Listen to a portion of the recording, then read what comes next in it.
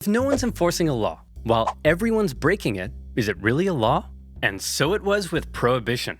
See, the conservative-led governments of the decade were also the kind of people who believed in small government spending. So they'd passed a law that would be extremely difficult to enforce, but also didn't want to spend any of the money required to enforce it. The newly created Bureau of Prohibition only had 1,500 agents to cover the entire country. That's one agent for every 70,666 Americans. In a massive country with 12,000 miles of coastline and one gigantic land border with Canada.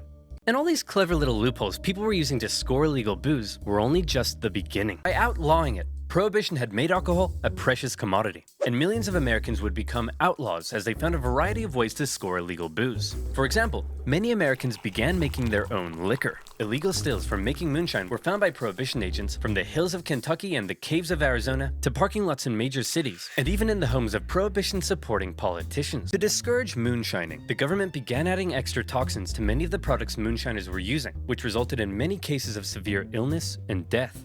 Along America's vast coastlines, rum runners smuggled alcohol into the country by sea. A floating supermarket known as Rum Row extended along the East Coast just beyond America's maritime limit, and bootleggers frequently sailed out in small boats to pick up shipments of booze. These bootleggers could then be found selling their illegal products everywhere, even in the holes of Congress. Even President Harding was known to serve his cabinet bootlegged whiskey, and some bootleggers were so successful they became bazillionaires, such as Roy Olmsted, an ex-cop who became one of the biggest employers in the Seattle area from smuggling booze.